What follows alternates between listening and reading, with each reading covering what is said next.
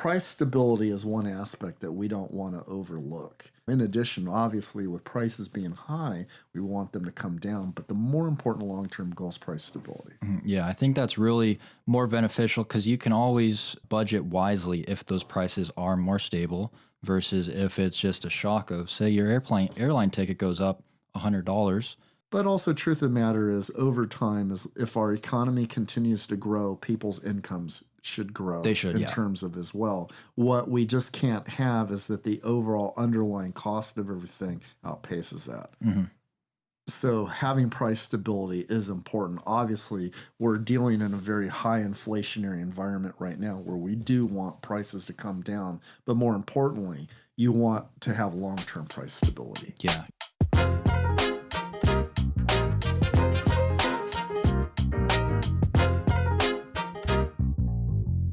Good afternoon, everyone. Welcome to another episode of Ascending Thoughts, the show where we discuss the issues and the strategies to try to ascend to greater heights with personal and business success. My name is Brian. I'm with our host, MrRogers, famed business advisor and the voice of reason in these tumultuous times. William, it's great to have you again. Thank you, Brian. Good afternoon, everyone. It's a beautiful day to podcast. Want to welcome all of our neighbors here, and let's have a great show. Thanks, William. So first order of business here for the topic is what's going on? What's going on in the world? What's going on here in the United States and everything like that? I know that there's some talk about some current legislation, everything like that, and could you give us a rundown of what's going on this week? Well, in terms of as the overall spirit in our show and how we're trying to provide ideas that essentially uplifts everyone, whether it's in their personal business life as a whole, we do want to highlight some important pieces, significant pieces of legislation that are recently enacted in a law that we think that are going to be ascending as well. And we want to essentially talk and highlight to our listeners what it means to them. I think one of the more important ones is going to be the CHIPS Act that was just recently enacted into law. Okay. And what are some of the things that are going into that in terms of with the production of those chips? I know there's been a massive supply chain shortage throughout the world. So some of the typical themes as basically that we have been talking as of recently and what everyone has just basically been afflicted by is just prices out of control. And when we look into a lot of the daily goods that we rely upon, they're electronics, whether it's in our automobiles, our smartphones, our smartwatches, even all the different appliances and everything that we use. It's just that you find that these semiconductor computer chips are very integral in today versus 20 and 30 years ago because the level of automation, sophistication in it. Some of the real big important aspect, what I think that a lot of our neighbors out there are not going to realize is that we were the leader worldwide in making semiconductors, but that was 30 years ago. So we went easily from, at one point, 37% of the world's market that we made and manufactured here that now recently we're down at 12%. So as you're seeing, like as directly, which goes hand in hand, is that when we had COVID and during the times of these different pandemic lockdown measures, different countries and different regions had different policy responses. And predominantly much of it comes from Asia, Taiwan, and China, is that they had very restrictive in terms of lockdown, so which obviously impacted manufacturing and then trying to basically get those and transported via in terms of container ship. You can see in terms of the ripple effect as a result. Secondly, because computer chips are so integral, not just from a consumer electronics, but all of our military defense systems, from a national security and a self-defense standpoint, we cannot rely on something that's what I would call critical infrastructure to be what we would say from outside. So that's what it's going to do. It's fundamentally going to create incentives via tax credits, grants, organizing in terms of regulatory and approval frameworks so that we can start getting in terms of hubs to what we have research and development, but also manufacture as well in the semiconductor industry here. And another also important aspect, which I think that it's going to be a real game changer and ascending as a whole, is that when you're looking down, and especially younger generations and younger than you, is putting money behind STEM programs so that more and more in terms of kids who are going through in terms of school and education can get in terms of that there's proper funding for STEM and have a pathway in terms of to those future higher paying jobs. And thirdly, to try to diversify, because typically when you're looking at technology, historically in the United States, it's very concentrated and clustered. We have Silicon Valley, we have up there in the Northeast, like in Boston, in these huge clusters. And what it's trying to do is also bring some investment to other areas of the country. So when we're always talking about those that had industries of yesterday, this is part of laying the groundwork of that future to trying to bring what we call regional technology hubs. So it is huge. It is huge and impactful, and is a significant down payment that will ascend in the years to come. Yeah, it seems the shift of, say, for example, the automakers over there in Detroit and everything like that. Now we're going to the Silicon Valley, the Boston, all the intellectual knowledge for those electronic products and everything of that sort. What can you think about the future for those semiconductors, or a timeline of when is it going to bounce back to sort of a normalcy in terms of the supply of all of those things? Well, we can't necessarily bounce back and honestly say that the United States is going to flip to where we were in terms of, if we're 12% of the market today, that we get it up to 50%, but we can bend the curve. We can bend the curve that maybe we can get up to 25%, hopefully, in terms of there. But what's important is that that would double where we're at. And not only that, what's very important is that as a part of in this legislation that's mandated in there is that they are going to be subject to the Davis-Bacon Act, which what it means out there, those who, like in terms of in different government jobs, that they have to pay prevailing wages. So that is a continuous virtuous effect that the jobs created in this will go and directly affect be good paying jobs, make sure they offer proper health care and retirement benefits. So it's a win all the way around. Hopefully it creates in terms of an impetus that now future looking 10, 20 years, that we will have more of a stake in the United States versus a minimal stake, and that it was eroding. Most importantly, it's trying to bend that curve. Yeah, to get it from that 12% to 20 to 25, that would double what we Right, have. but also importantly, you had to look at over the last 10 years and the next 10 years, it would have been eroding less than 12%. In other words, the bottom line was it was receding. Because it's too costly to make it here in the United States. And number two, most other countries heavily subsidize us. That's the part what most people don't realize when you get out in a lot of the Asian countries like China, you're getting out there in Taiwan and all these different countries, they're heavily subsidizing that because this is a knowledge-based industry. It's a high of importance. We have to put it up there of paramount importance as well and put in the proper subsidies just so that we can be globally competitive. And going off on that, in terms of being globally competitive, I wanted to talk a little bit more of that niche for the semiconductors and the research and development for, let's say, the semi-trucks. I know we were talking a little bit about those before the show. What do you see the R&D going into these electric vehicles to transport goods from, say, a port to the storefront?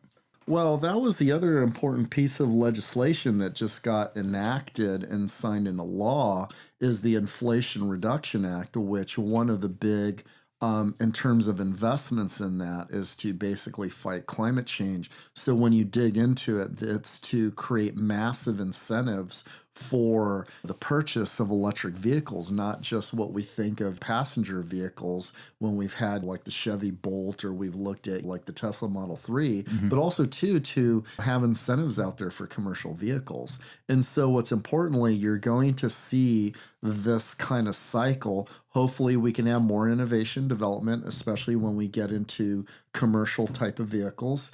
And also, too, to help bend the demand. Because one of the points that we touched upon, inflation is not what we think so of the temporary factors, the rise and fall of the gas prices, but we have to look at the structural factors behind that. And what these pieces of legislation are investments and down payments in the future to at least bend the curve on the long-term structural issues that we've been fighting uphill for 25 plus years. With all those investments going into, say, the R&D of those electric vehicles, commercial vehicles, things of that nature, I think that in the next 5 to 10 years, we're going to see those on the road, and we're going to see a better impact not only for the climate, but also just for the transportation companies themselves, for the lower costs, whether it be vehicle maintenance or just upkeep. But we need to get that R&D in there so that it's correct. There's an interconnectedness, is that it's not just that when we're looking at emissions in terms of air quality, in terms of carbon being put in the atmosphere, but also to your overall cost of fuel. Because the cost in transporting goods, when we see to the cost of groceries at the grocery store, a lot of it goes hand in hand to those transport costs, so that if we can dramatically improve the fuel economy, everybody wins. So down to the consumer, also the hauling and transport company, and the environment. And one of the things is that we have to, in terms of in economics, is get out of this mindset that we operate in terms of these silos, that wins in different areas do have wins for everyone. So something that's beneficial for the environment definitely can be beneficial for a small business, but also be beneficial for the consumer and what they pay. So this is one of those examples, because one of the largest aspects when we look in terms of food costs and groceries, what people pay at the grocery store, is the inherent transport cost behind that. Yeah. I think that if we get that mentality that it's going to be better in the future, those 5 to 10 years in the future, and then as you mentioned, the consumer looking at the price on the shelf, it is going to be lower. And we all want that. We all want that as a consumer. But in addition, not necessarily that they're going lower. You want stability. Yeah. And the bigger aspect, what people have to understand is that it's not necessarily that your prices are going to go down in half. It's that what you're trying to do is have more price stability over a long period of time. The general equilibrium. Well, it's the aspect is that you have shocks that get introduced that all of a sudden is, we all live on a budget. So if the average worker out there in terms of is bringing $4,000 a month in terms of take home, you're trying to budget with that take home amount of pay. So if you are spending $500 a month and then you get a shock that it's now $800 a month, that's what you're trying to avoid. Yeah. You're trying to have more in terms of in that stability and that aspect of those price shocks that can happen in what you pay to fill up your tank, to heat your home, to put food in terms of on the table, the electricity that we're running, all of that. We're trying to avoid those massive shocks.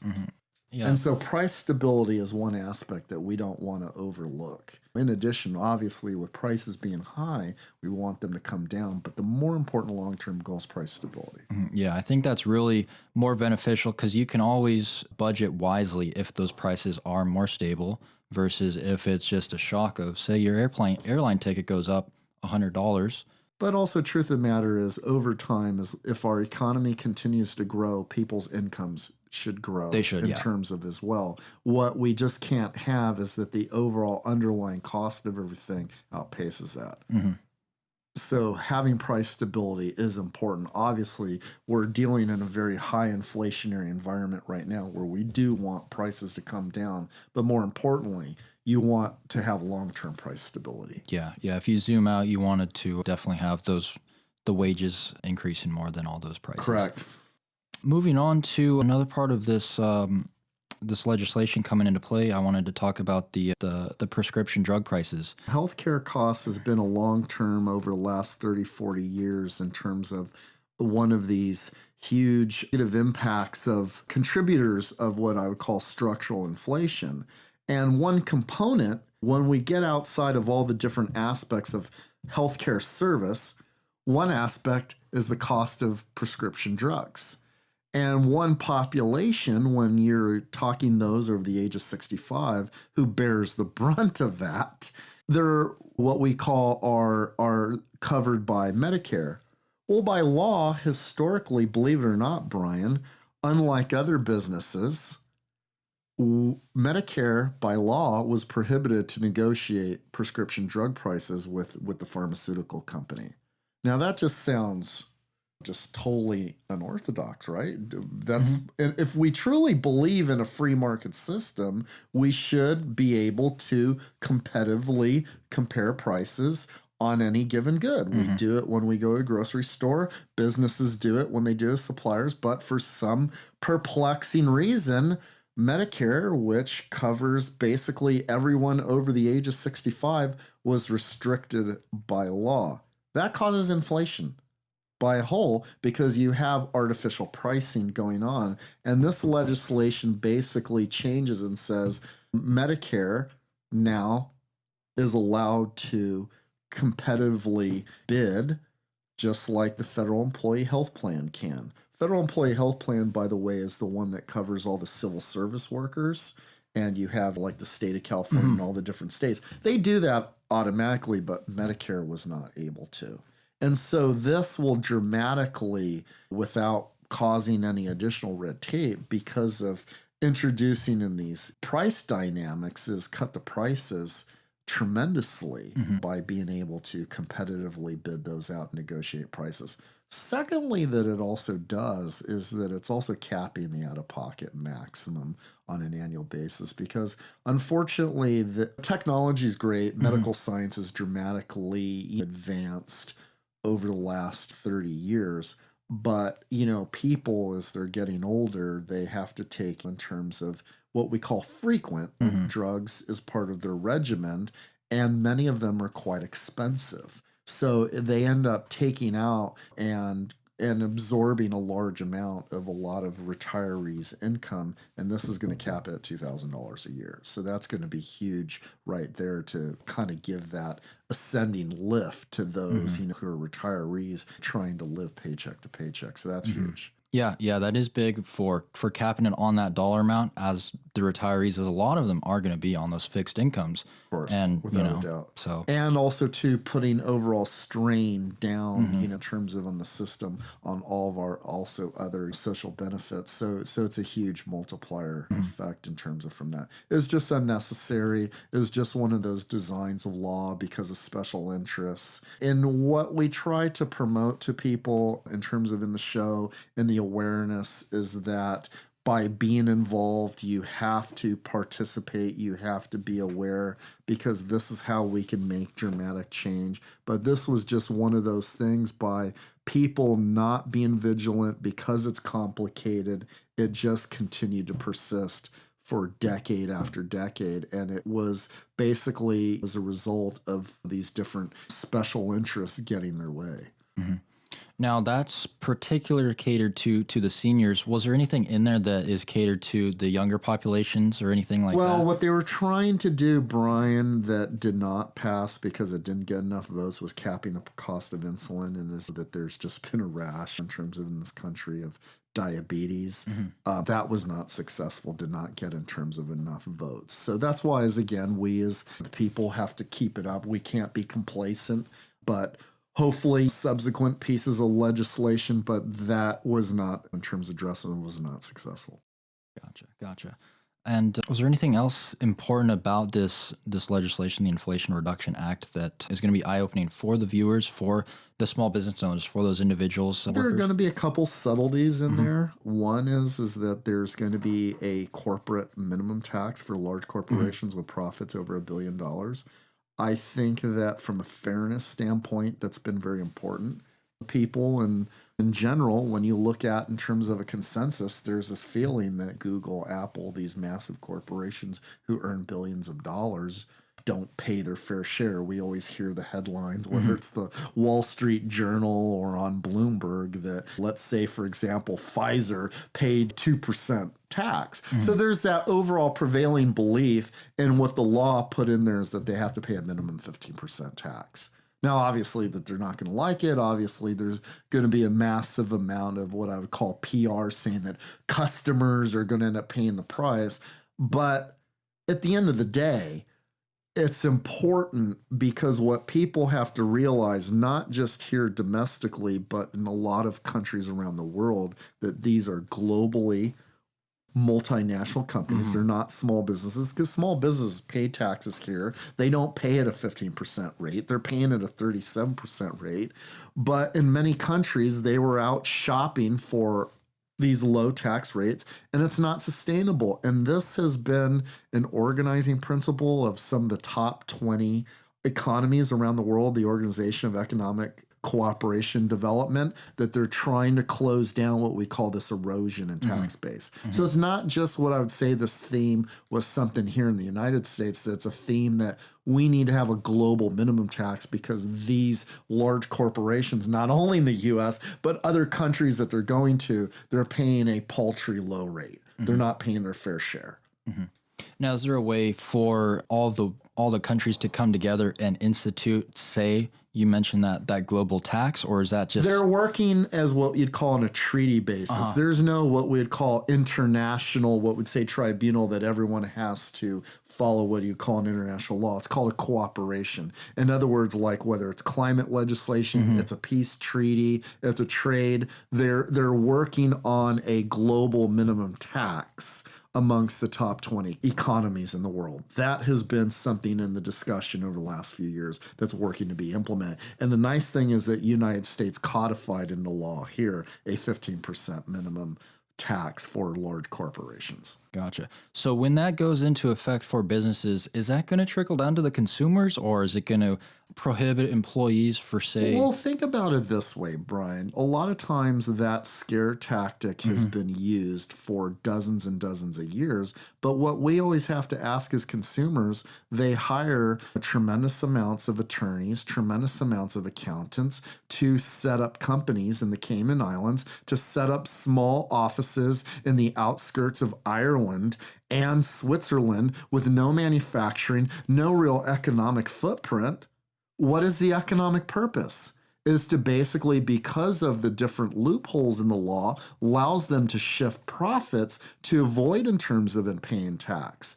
But again, at the end of the day, when Cisco sets up a plant in Austin, Texas, Intuit sets up out there in terms of in Phoenix, Arizona, they still have to use roads and infrastructures paid by us, the taxpayers. What about their workforce, those who are paying on in terms of their Stafford loans and in their college loans? They are benefiting from American taxpayers to earn in terms of their profits. The reality is they have to chip in too, because you, as a modest worker, pay at a higher tax rate. You're paying Social Security, you're paying Medicare, you're paying income taxes.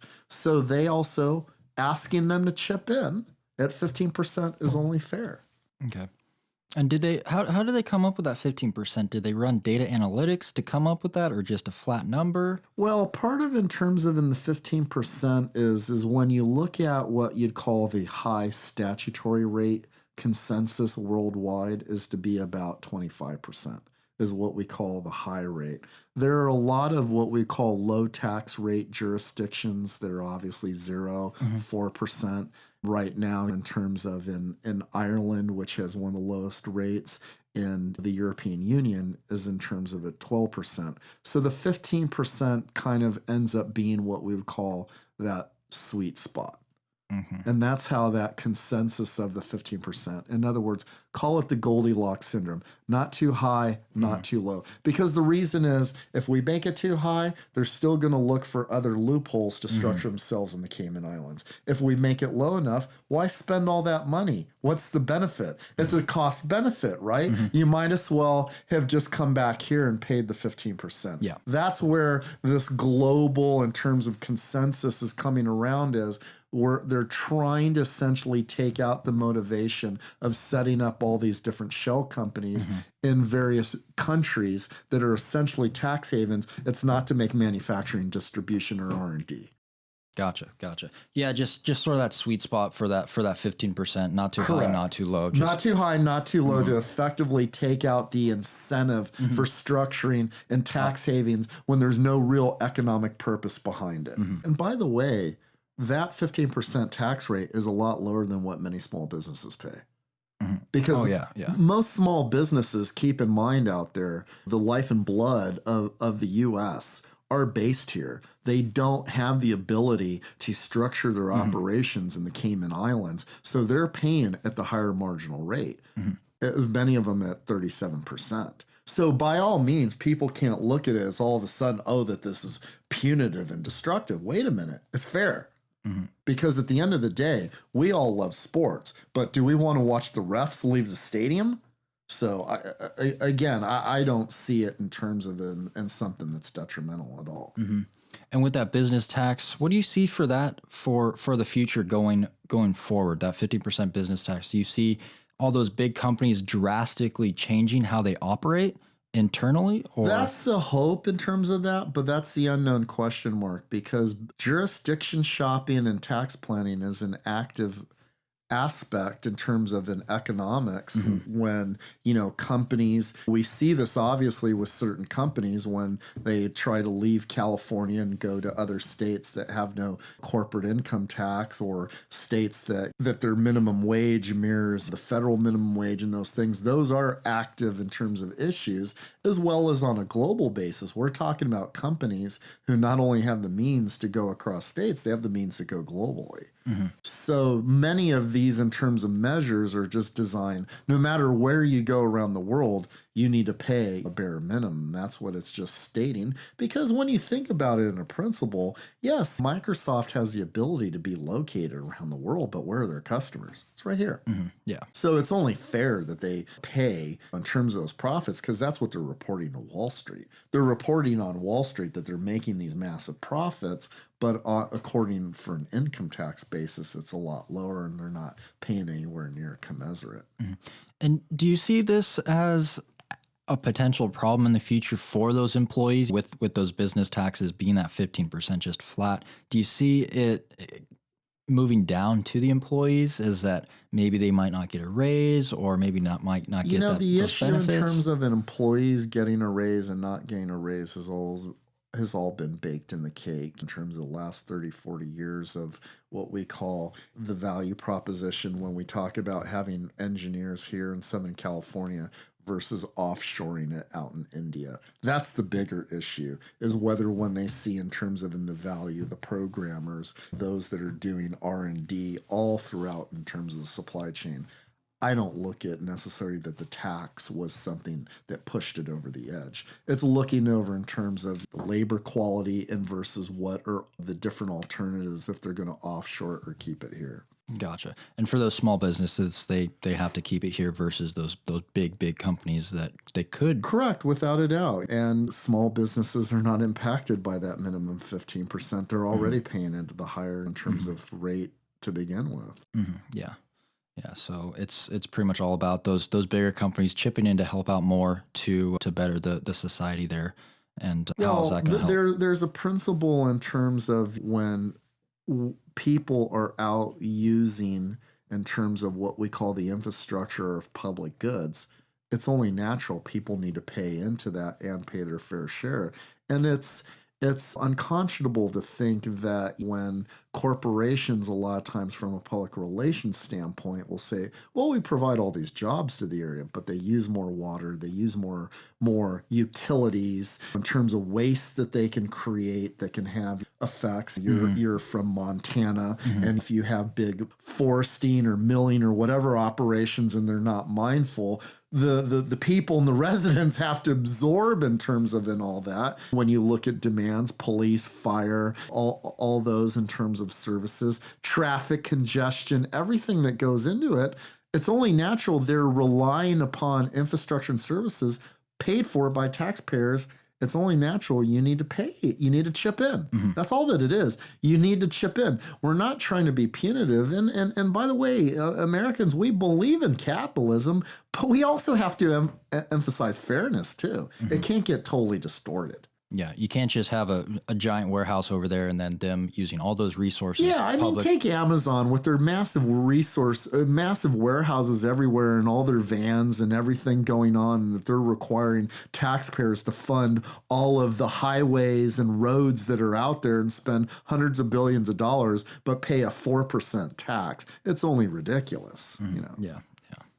Moving on from that, I sort of wanted to wrap up the show here. I know we talked about the chip shortage and the CHIPS Act that was put in, the Inflation Reduction Act, and then we touched on those prescription drugs, a part of the Inflation Reduction Act. What are some of the key points and takeaways from today's talk? Part of what is important, and as we try to highlight for our neighbors out there, is that many of those who are business people out there is to look at, you scan your environment and seeing is that potential investments that are going to happen in the future, how you can position yourself to capitalize on those opportunities. Because what it's going to mean is a lot of times in economics and business is what we call signaling.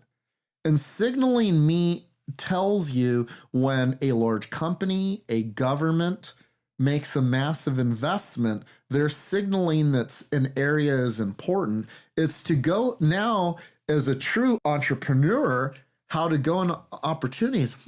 How can I find business opportunities to capitalize on that? And in future shows, we'll be talking about that. What that means is when we have more investment, creating more chips, there's this thing upcoming called a metaverse. What other type of business opportunities that people can go and ascend to greater heights?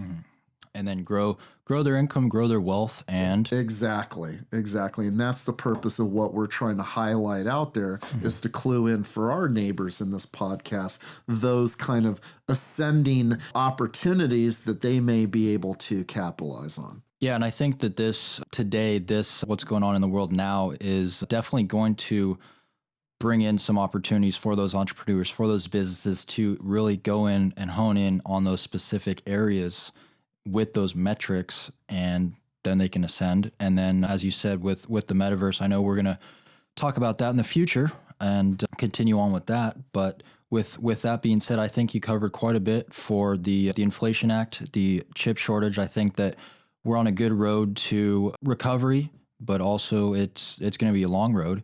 And I would like to just end it there. And important that there's going to be some investments in opening what we call new R&D hubs, and the typical beneficiary over any new innovation in the long run has been the small business. So it's going to create new business opportunities and new ventures out there. And I'm excited to look at that and see in the future what those are. So once again, I'd like to thank the viewers for tuning in. I'd like to thank Mr. Rogers for joining us on the show, and we will see everyone next time. Thank you for joining us. Have a wonderful day.